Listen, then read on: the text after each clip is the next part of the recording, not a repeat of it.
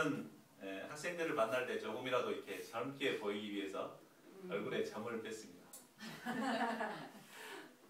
또 이제 학생들이 이곳 교회에 좀 찾아올 수 있도록 밖에 바이블 카페도 아름답게 꾸몄습니다.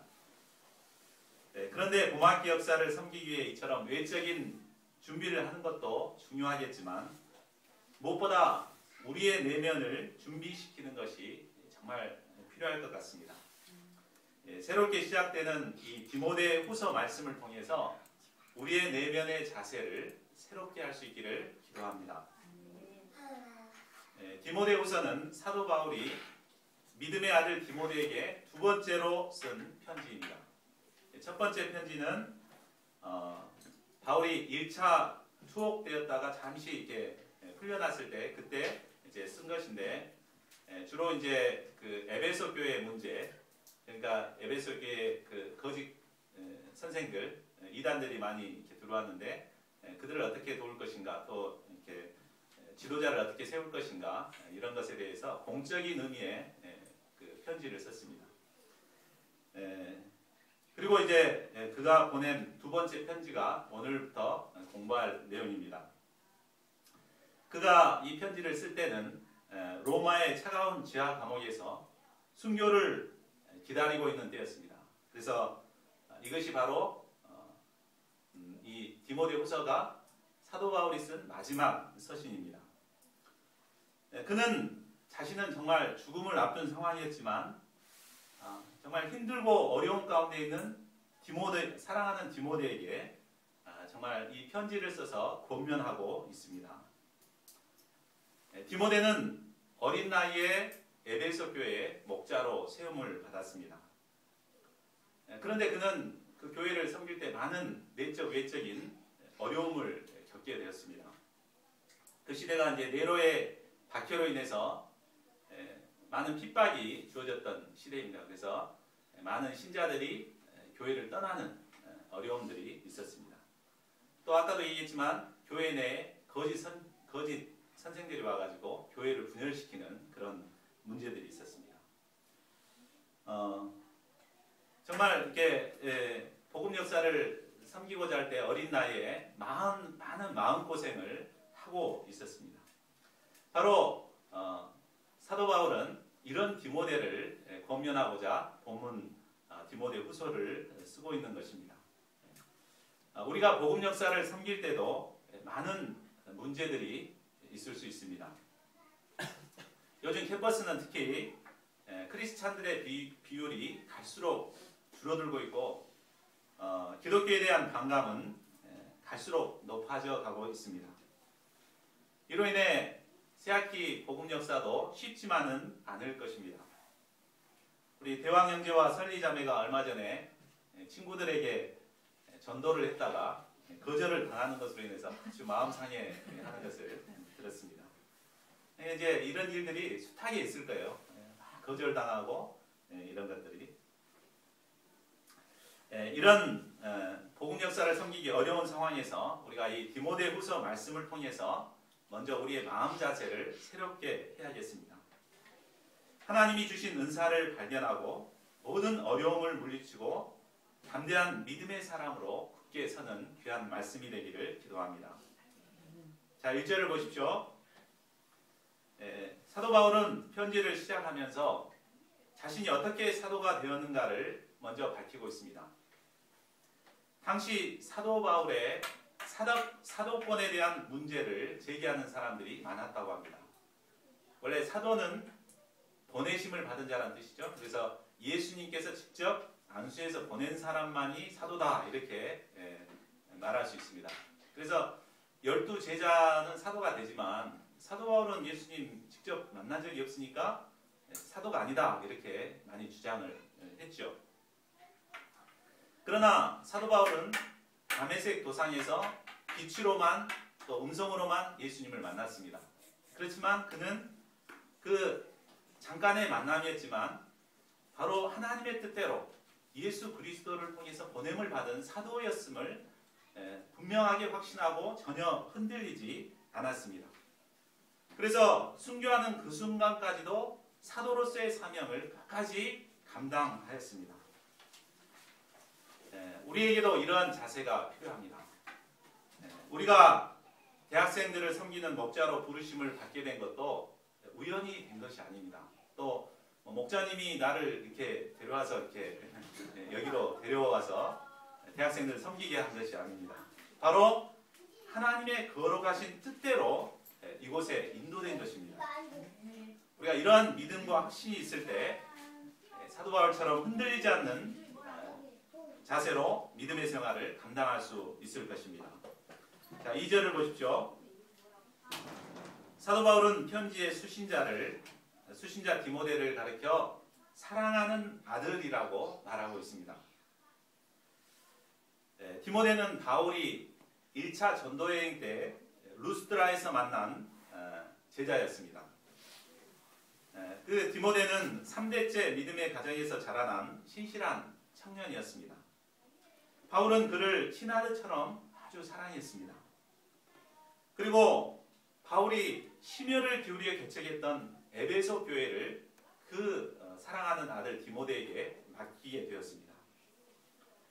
3절에서 5절을 보면 바울이 디모데를 얼마나 사랑했는가를 잘 보여줍니다. 3절을 보십시오. 바울은 밤낮 간구하며 쉬지 않고 디모데를 생각했습니다. 자신은 차가운 감옥에 죽음을 앞두고 있었지만 마음고생하고 있는 디모데를 생각하며 그를 위해 중보기도를 드렸습니다. 그러면서도 하나님께 불평하는 마음을 갖지 않고 먼저 하나님께 감사했습니다. 그리고 디모데의 눈물을 생각하며 그를 보기를 원했습니다. 디모데는 눈물이 많은 사람이었던 것 같습니다. 이는 외할머니 때부터 이어져 내려온 거짓없는 순수한 믿음에서 나온 것이었습니다.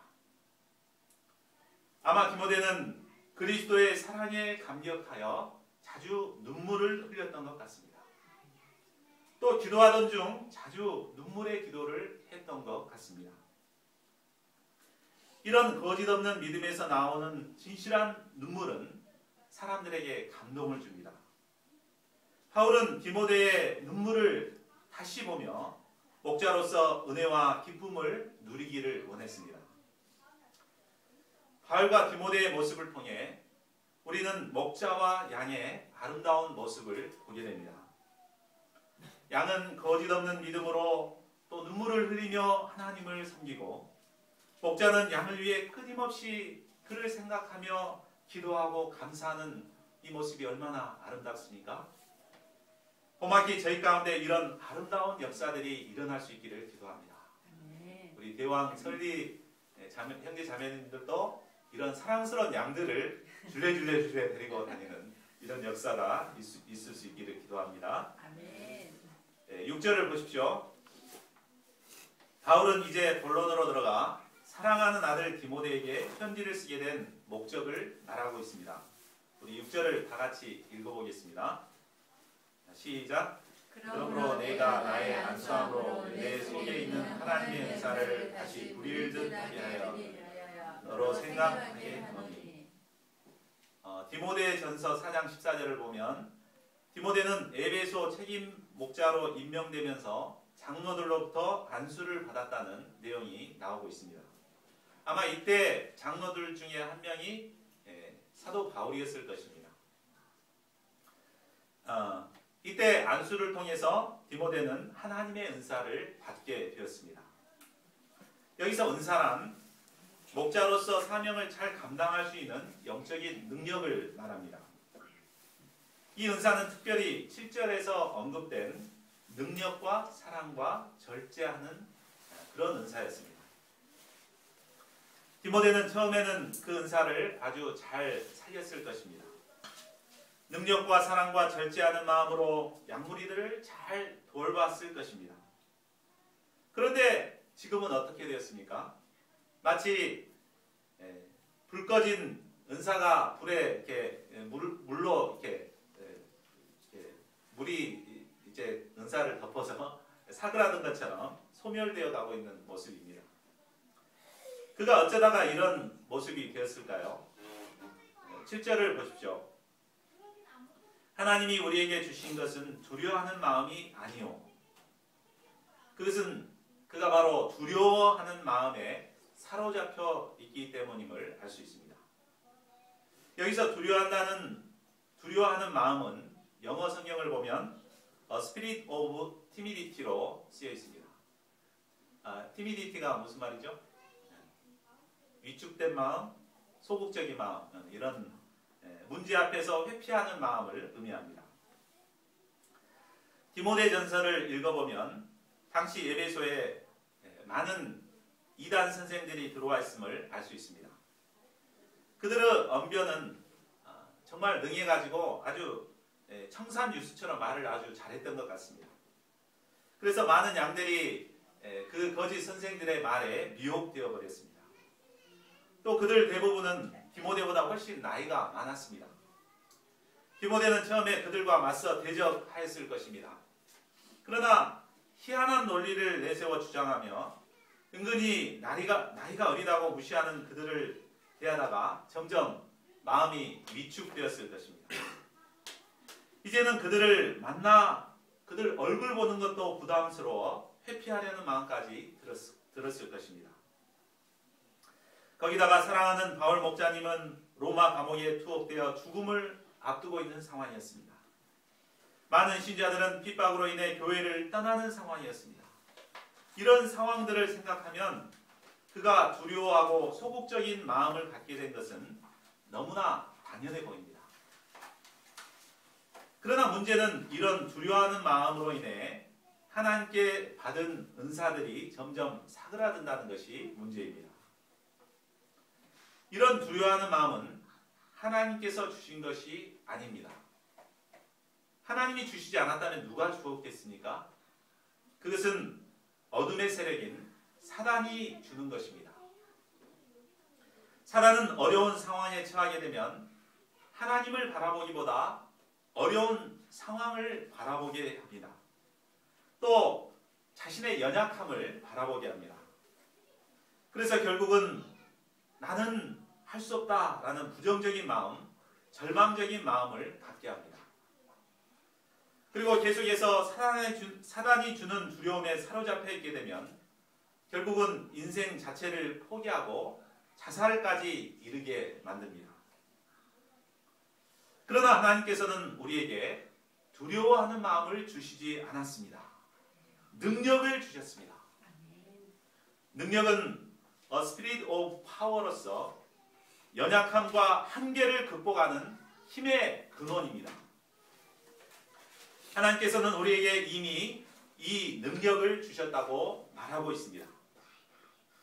그러므로 하나님을 믿는 자는 누구나 하나님이 주신 하나님의 능력을 가지고 있습니다. 하나님 믿죠? 예수 그리스도를 믿죠? 그러면 누구나 하나님의 능력을 가지고 있습니다. 우리 설리자매님도 대왕형제님도 하나님의 능력을 가지고 있는 것입니다. 예수님께서는 하나님을 믿는 자가 어느 정도 큰 일을 할 수 있는가를 마가복음 16장 17, 18절에서 말씀하셨습니다. 우리 같이 한번 읽어볼까요? 하나님을 믿는 사람이 어떤 큰 일을 할 수 있는가? 시작! 믿는 자들에게는 이런 표적이 따르니 곧 그들이 내 이름으로 귀신을 쫓아내며 새 방언을 말하며 뱀을 집어올리며 무슨 독을 마실지라도 해를 받지 아니하며 병든 사람에게 손을 얹는 즉 나으리라. 대단하죠? 하나님을 믿는 자에게는 이런 표적들이 따르게 됩니다. 그래서 귀신도 이렇게 쫓아내면 물러갑니다. 저도 아무런 힘이 없지만 안수에서 귀신이 나오면 물리치면 떠나요. 내가 힘이 있어서가 아니라 예수 그리스도를 믿는 능력이 파워가 나타나기 때문에 귀신이 떠나고 또 병든 자도 나음을 얻게 됩니다. 또 요한복음 14장 12절에서도 말씀하셨습니다. 그것도 같이 한번 읽겠습니다. 시작! 내가 진실로 진실로 너에게 이르노니 나를 믿는 자는 내가 하는 일도 그도 할 것이요 또한 그보다 큰 일도 하리니 이는 내가 아버지께로 가니라. 예수님을 믿는 자는 예수님이 하는 일도 하고 그보다 더 큰 일도 한다고 그랬습니다. 예수님이 하는 일이 뭐였어요? 병든 자를 낫게 하고 또 죽은 자도 살리는 역사를 이루었잖아요. 이보다 더 큰 일도 할 수 있는 파워가 우리에게는 주어졌습니다. 마가복음 9장 23절도 말합니다. 할 수 있거든이 무슨 말이냐? 믿는 자에게는 능히 하지 못할 일이 없느니라. 믿는 자에게는 능히 하지 못할 일이 없습니다. 이처럼 하나님께서는 이미 우리에게 이런 파워를 주셨습니다. 그러므로 아무리 어려운 상황이 닥친다 할지라도 우리는 하나님이 주신 능력으로 이 모든 어려움을 이기고 승리할 수 있습니다. 저는 막상 개척 역사를 이루게 되었지만 어려운 캠퍼스 상황을 바라보고 또 올해 50이 된 나이를 생각할 때 학생 역사를 과연 섬길 수 있을까 하는 두려워하는 마음이 있었습니다. 과연 내가 아들딸보다 더 어린 학생들에게 다가가 겸손하게 그들을 섬기고 그들의 친구가 되고 그들을 제자로 키워나갈 수 있을까 생각하면 자신이 없었습니다. 그러나 하나님께서는 저에게 하나님의 능력을 주셨습니다. 사실 제가 이 나이에 개척 역사를 이루게 된 지 불과 3개월밖에 되지 않았죠. 근데도 이렇게 아름다운 센터도 주시고 동역자도 주시고 양들도 주셨습니다. 이게 뭐 내가 잘나서 한 것이겠습니까? 하나님의 능력으로 이렇게 인도해 오신 것입니다. 그러므로 저희 앞에 놓인 어려움이 문제가 되지 않습니다. 이미 나에게 주신 하나님의 능력을 의지할 때 어떤 어려움도 이길 수가 있습니다. 하나님께서 이미 주신 능력을 덧입어 우리가 도전하고 승리하는 인생을 살아갈 수 있습니다. 우리의 전공이 부담스럽습니까? 아니면 직장이 부담스럽습니까?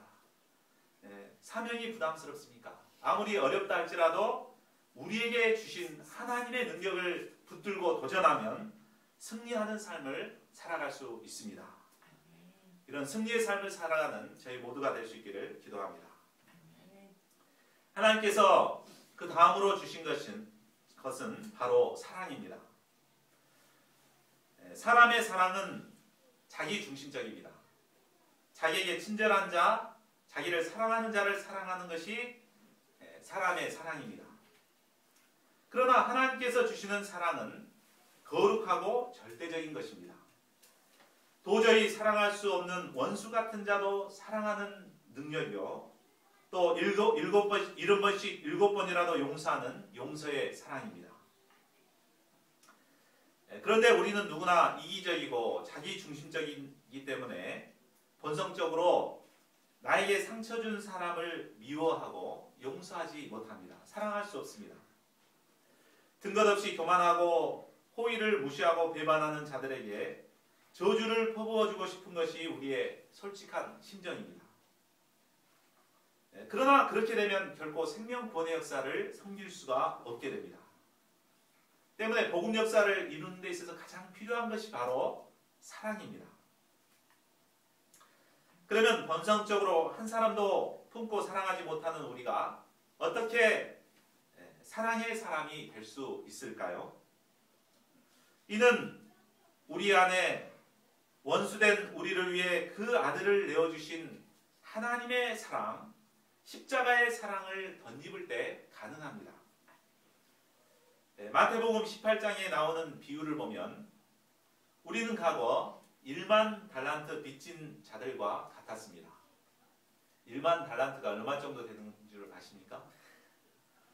한 달란트가 금 34kg입니다. 그러면 한 20억 정도 된다 그래요. 근데 1만 달란트면 얼마겠어요? 수십조, 계산을 할 수가 없는 금액입니다. 그러니까 자신의 힘으로는 어떻게 할 수 없는 큰 빚이죠. 바로 우리는 죄로 말미암아 이런 큰 빚을 진 자들이었습니다. 그러나 하나님께서 일방적인 은혜로 단번에 탕감시켜 주신 것입니다.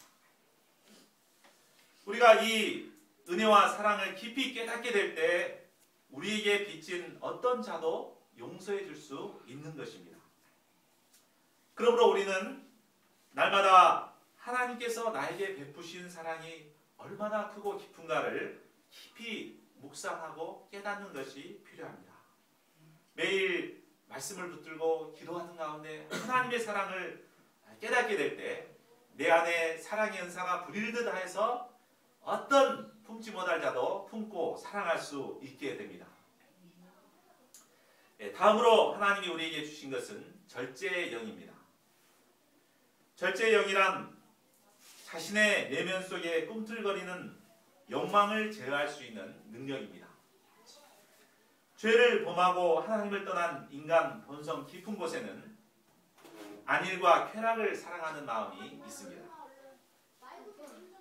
늦잠을 허리가 아플 때까지 자고 거의 죽기 일보 직전까지 오락을 즐기고 싶은 마음이 누구에게나 있습니다. 특히 청년들은 장년들에 비해 자유시간이 비교적 많습니다. 체력도 있고 열정도 있습니다. 그래서 본성이 이끄는 대로 먹고 마시고 즐기며 사랑하고자 하는 이런 본성이 우리 어른들보다 더 강합니다. 그러나 이렇게 무절제한 삶을 살게 될 때 어떻습니까? 결코 행복하지 않습니다. 본성이 끄는 대로 밤새워 인터넷을 하고 뭐 이렇게 해도 일어나면 괴롭죠? 전혀 행복하지가 않습니다.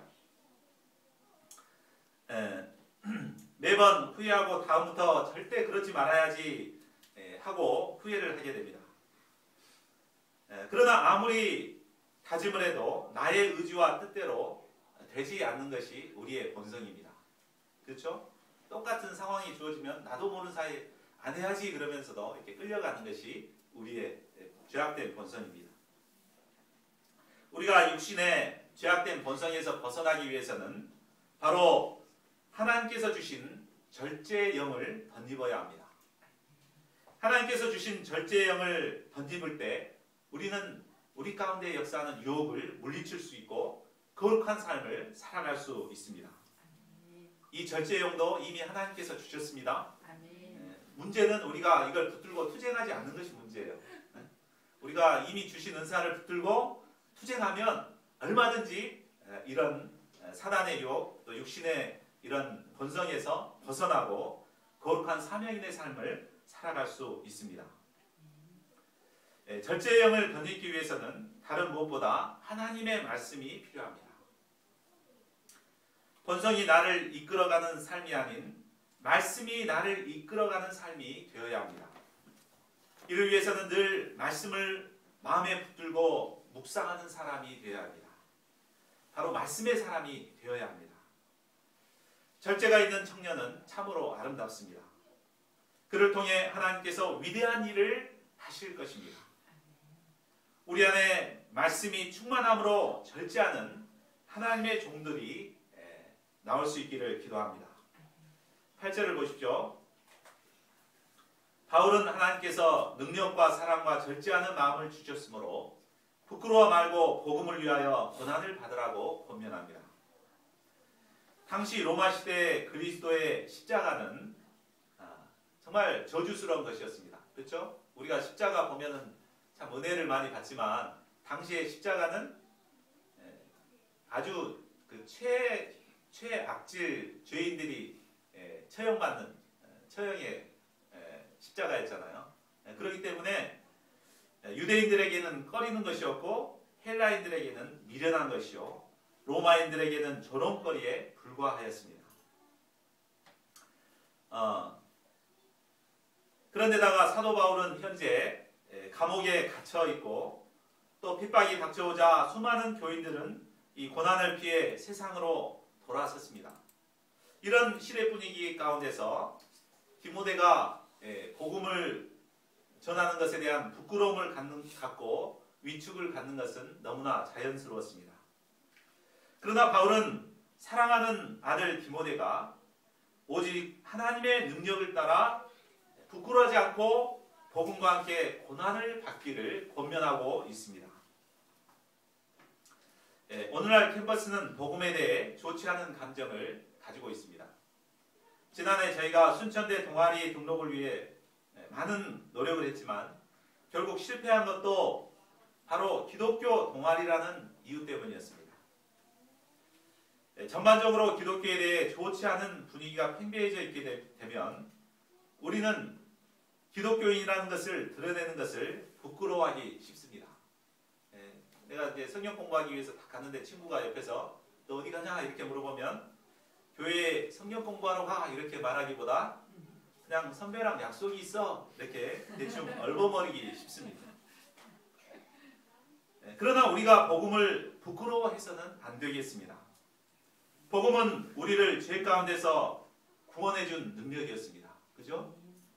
영원한 지옥의 형벌에서 건져내서 하나님 나라의 영원한 자유와 생명을 얻게 해준 것이 바로 복음이었습니다. 또한 복음은 죄인된 나를 구원하사 거룩한 백성이요 왕같은 제사장으로 삼아 주셨습니다. 복음은 이처럼 귀하고 값진 보배와 같습니다. 그러므로 우리는 마음껏 자랑을 해야 됩니다. 부끄러워해서는 안 됩니다. 그러나 우리가 복음을 통해 아무리 값진 은혜를 받았다 하더라도 실제 삶에서 예수님을 부끄러워하고 복음을 부끄러워하면 어떻게 됩니까? 누가복음 9장 26절은 말하고 있습니다. 우리 경계하는 마음으로 한번 읽어보겠습니다. 시작. 누구든지 나와 내 말을 부끄러워하면 인자도 자기와 아버지와 거룩한 천사들의 영광으로 올 때에 그 사람을 부끄러워하리라. 우리가 예수님을 부끄러워하면 다음에 예수님께서 재림하셨을 때 우리를 부끄러워한다고 합니다. 그러므로 우리는 사람들이 아무리 조롱하고 핍박할지라도 부끄러움을 참고 끝까지 복음과 함께 고난을 감당해야겠습니다. 그래야 할 때 승리의 면류관이 주어질 것입니다. 히브리서 12장 2절은 고난 가운데 예수님을 바라보도록 권면합니다. 우리가 예수님을 깊이 묵상할 때 부끄러워하지 않고 고난을 감당할 수 있습니다. 우리 12장 2절도 함께 읽어보겠습니다. 시작. 믿음의 주요 또 온전하게 하시는 이 예수를 바라보자. 그는 그 앞에 있는 기쁨을 위하여 십자가를 참으사 부끄러움을 게으르지 아니하시더니 하나님 보좌 우편에 앉으셨느니라. 예수님께서도 정말 많은 사람들이 보는 앞에서 빨가벗겨지고 채찍에 맞고 십자가에 달려 죽는다는 사실이 얼마나 부끄러운 일입니까? 그러나 부끄러워하지 않고 참으셨습니다. 결국 그랬을 때 하나님 보좌 우편에 앉게 되었습니다. 우리가 이 예수님을 깊이 묵상할 때 참 부끄러움 없이 담대하게 믿음의 길을 갈 수가 있습니다. 9절을 보십시오. 하나님이 우리를 구원하시고 부르신 근거가 무엇인가를 말해주고 있습니다. 하나님이 우리를 부르신 것은 우리의 행위나 업적 때문이 아니었습니다. 하나님의 구원의 은혜를 받기 전 우리는 당장의 심판을 받아도 할 말이 없는 죄인이었습니다. 그러나 하나님께서는 자신의 뜻대로 예수 안에서 일방적인 은혜로 우리를 구원하시고 목자로 불러주셨습니다. 우리 구주 예수 그리스도는 우리 죄를 위해 십자가에서 우리 대신 죽으셨습니다. 그리고 장사 지낸 지 사흘 만에 사망을 패하시고 복음을 완성하셨습니다. 이 귀한 복음으로 우리가 구원을 얻고 부르심을 받게 된 것입니다. 바울은 이 복음을 위하여 선포자와 사도와 교사로 세우심을 입었습니다. 그래서 바울은 이 직분을 가장 영광스럽게 생각하였습니다. 지금도 이 복음을 인하여 로마의 제약 감옥에 갇혀 있지만 조금도 부끄러워하지 않았습니다. 이는 자신이 의뢰하는 주님을 인격적으로 잘 알았기 때문입니다. 또한 주님께서 재림의 때까지 자신의 구원이나 복음 사역 전체를 능히 지켜주실 것을 확신했기 때문입니다. 13, 14절을 보십시오. 자신의 간증을 통해 믿음을 심은 사도 바울은 이제 다시 한번 디모데에게 권면하고 있습니다. 너는 그리스도 예수 안에 있는 믿음과 사랑으로서 내게 들은 바 바른 말을 본받아 지키고 우리 안에 거하시는 성령으로 말미암아 내게 부탁한 아름다운 것을 지키라. 아무리 시대가 악하고 복음의 대적자들이 활개를 치고 있다 하더라도 우리가 해야 할 일은 복음의 말씀을 지키는 일입니다. 성령으로 말미암아 우리에게 부탁한 아름다운 것을 지켜 나가야 합니다. 그러면 성령께서 우리에게 부탁한 아름다운 것은 무엇이 있을까요? 우리에게 부탁한 것, 먼저는 학생 복음화 운동일 것입니다.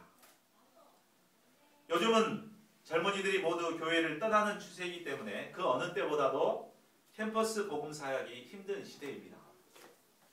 이 때문에 캠퍼스 복음 역사를 섬기려는 사람들이 그리 많지 않습니다.